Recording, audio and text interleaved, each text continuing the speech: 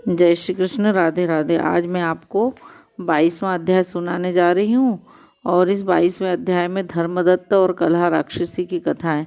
राजा पृथु बोले, हे ब्राह्मण, आपने जो तुलसी का महात्म और इतिहास मुझसे कहा सो मैंने सुना।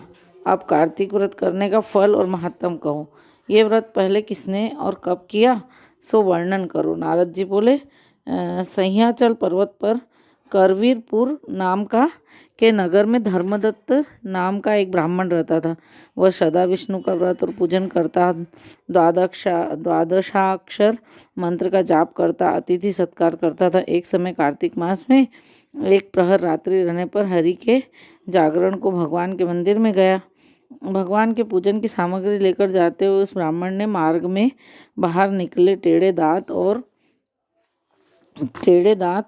और लपलपाती जीभ, भीतर को गड़े हुए लाल नेत्र, होठ, लंबे होठ, नंगी सूखे मांस वाली गुर्राहट करती हुई एक राक्षसी को देखा। उसको देखकर वह कांपने लगा और भय के मारे हाथ में लगी पूजा की सामग्री और जल के पात्र से उस राक्षसी को मारने लगा। भगवान का स्मरण करके तुलसी के जल और पूजन सामग्री से जो उसको मारा तो वह राक्षसी से एक स्त्री रूप में आ गई और वह पूर्व जन्म के कर्मों के फल से अपनी दशा को याद करके ब्राह्मण को दंडवत प्रणाम करके बोली कि पूर्व जन्म के कर्म फल से इस दशा को प्राप्त हुई है। हे विप्र, अब मैं कैसे उत्तम गति को प्राप्त होंगी।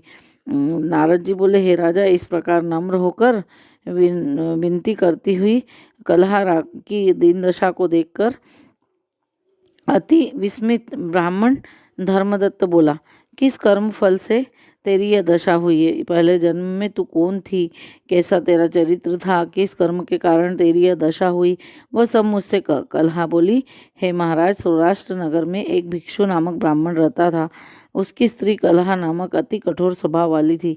मैंने अपने स्वामी का कभी सत्कार नहीं किया, न खाने को मीठे पदार्थ दिए। मैं उसे सदा धोखा देती, मुझको सदा कलह ही प्यारा लगता था। सब बातों से दुखी होकर पति ने दूसरे विवाह का विचार किया। तब मैंने विष खाकर अपना अंत कर लिया। यम के दूत मुझे बांधकर मारते हुए यमलोक ले गए। यमराज ने मुझे देखकर चित्रगुप्त से कहा, इसने क्या कर्म किया है ये देखो। तो इसने जो बुरा भला कर्म किया हो उसका यह फल दे पावे। कलहा बोली, हे विप्र, तब चित्रगुप्त यमराज से बोले, इसने कोई शुभ कर्म नहीं किया। वह स्वयं मिष्ठान खाती थी और पति को नहीं देती थी। इसने ये बगुला पक्षी की योनि में अपनी मिष्ठा को खाती है। ये अपने पति से सदा द्वेष करती थी, इससे ये विष्ठा खाने वाली शुकर योनि में रहे। वह सदा पकाने वाला पात्र, बटला आदि में भोजन करती थी। मतलब जिसमें हम भोजन पकाते उस पात्र में नहीं खाना चाहिए। और क्रोध करके पति के ऊपर विष खाकर आत्मघात किया। इससे यह अपने बच्चों को खाने वाली बिल्ली हो और अति निंदित प्रेत योनि में रहे। यह कहकर अपने दूतों के द्वारा मुझे मारवाड़ देश में भेज दिया गया। वहाँ मैं बहुत समय तक प्रेत योनि में रही। पश्चात में तीनों प्रेत योनियों में भेजी गई।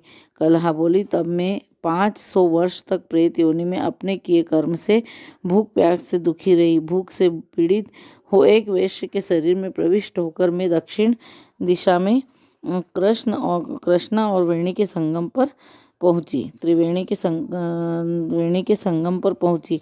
जब उसके तट पर गई तो उस वैश्य के शरीर से शिव और विष्णु के गणों ने मुझे आकर बाहर कर दिया। पश्चात भूख और प्यास से व्याकुल मैंने तुमको देखा। तुम्हारे हाथ में तुलसी मिला जल मेरे ऊपर गिरा। अब से मेरे पाप दूर हो गए। हे विप्रेंद्र, अब मेरे ऊपर ऐसी कृपा करो जिससे आगे होने वाली 3 प्रेत योनियों से मुक्त हो जाऊं। ब्राह्मण से इस प्रकार कलहा के वचन सुनकर कर्मों के फल को प्राप्त हुई उसकी वर्तमान दशा को देखकर विचार कर बहुत देर बाद कहा। अब जो कुछ कहा वह 23वें अध्याय में होगा, जो मैं आगे आपको सुनाऊंगी। जय श्री कृष्ण। राधे राधे। अगर आपने अभी तक मेरी चैनल सब्सक्राइब नहीं की है तो मेरी channel Padma Solanki bhajan and कहानियों को ज़रूर शेयर, सब्सक्राइब और लाइक ज़रूर करें। धन्यवाद।